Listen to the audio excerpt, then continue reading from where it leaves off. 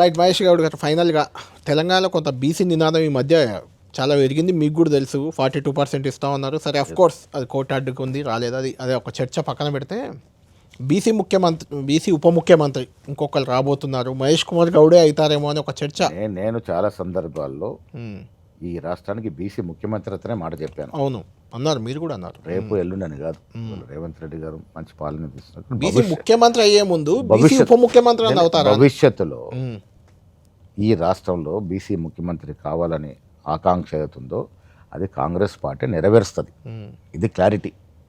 Next ఎన్నికలు BC ముఖ్యమంత్రి అని చెప్తారు. నెక్స్ట్ వస్తామా, ఇంక మరో నెక్స్ట్ వస్తామా, బట్ డెఫినెట్గా ఏదో ఒక రోజున బీసీకి ఇక్కడ అవకాశం వస్తుంది. అది ఎవరికి వస్తుందో వస్తుంది. అలాంటి సమిష్టి నాయకత్వంతో పనిచేస్తూ ఉన్నాం. ఇవాళ రేవంత్ రెడ్డి నేతృత్వంలో పనిచేస్తూ ఉన్నాం. సమర్థవంత నాయకత్వం ఇస్తూ ఉన్నాం, ఫలాలు ఇస్తూ ఉన్నాం. ప్రజలు డెఫినెట్గా గెలుస్తాం. అంటే జనరల్గా మహేష్ కుమార్ గౌడ్ గారు, ఈవెన్ జీవన్ రెడ్డి గారు అన్న కామెంట్ అయినా, రేవంత్ రెడ్డి గారి మాటలైనా నాకు నిజమే అనిపిస్తుంది. ఒకటి ఏంటంటే, కాంగ్రెస్ పార్టీ టోటల్ రేవంత్ రెడ్డి కంట్రోల్కి వెళ్ళిపోయింది తెలంగాణలో. అధిష్టానం అంటూ లేదు దీనికి, రేవంత్ రెడ్డి అధిష్టానం అని జీవన్ రెడ్డి డైరెక్ట్ కామెంట్. అది మాజీ మంత్రి. అది కొంత బలంగా నాకు ఎందుకు అనిపిస్తుంది అంటే, రేవంత్ రెడ్డి గారు కూడా జనరల్గా వచ్చే ఎన్నికల్లో నేనే ముఖ్యమంత్రి అని చెప్పుకునే స్వేచ్ఛ మీకు ఉండదు పార్టీలో. వచ్చే ఎన్నికలు కూడా నేనే ఉంటాను ముఖ్యమంత్రి, ఆ తర్వాత నాకు మొత్తం గెలిపించి కాంగ్రెస్ని నేను జాతీయ రాజకీయాలకు వెళ్తాను, ఇక్కడ ఉండను అంటే మూడోసారి ముఖ్యమంత్రి కాను అని ఆయనదే చెప్పారు. మహేష్ కుమార్ గౌడ్ నేను కలిసి వచ్చే ఎన్నికల్లో గెలిపిస్తామని ఆయనే ప్రకటించారు. ఇలా చూడాలి, స్ట్రాంగ్గా ఉన్నాడా? రేవంత్ రెడ్డి గారైనా నేనైనా ఇందాక చెప్పిన ఒక కార్యకర్తనా, మాకు పార్టీ సుప్రీం. రాహుల్ గాంధీ, ఖార్గే, సోనియా గాంధీ, ప్రియాంక గాంధీ నేతృత్వంలో పనిచేస్తూ ఉన్నాం మేము. వారి మాటే మాకు శిరోధార్యం. రేవంత్ రెడ్డి గారు పదే చెప్పారు. అంటే రేవంత్ రెడ్డి గారు చెప్పారా వచ్చే ఎన్నికల్లో కూడా నువ్వే ముఖ్యమంత్రి? అవకాశం గెలుస్తే వారే అవుతారు, ఏముంది.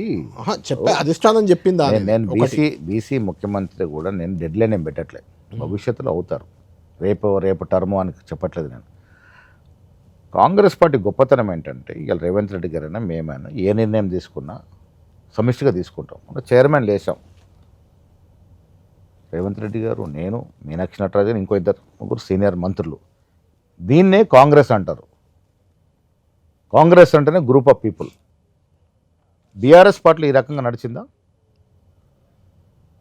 పొద్దున ఉదయం లేచి టీ తాగిన తర్వాత ఒక నిర్ణయం, కేసీఆర్ గారు ఒక నిర్ణయం, కేసీఆర్ ఒక నిర్ణయం కదా మీది లేదు.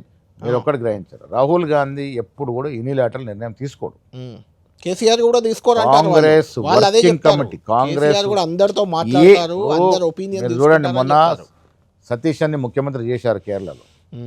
ఎందుకు సమయం పట్టింది? కేసీ వేణుగోపాల్ ఎంతమంది చర్చించారు, ఎంతమంది సీనియర్లు ఎన్నిసార్లు ఢిల్లీకి పిలిచారు.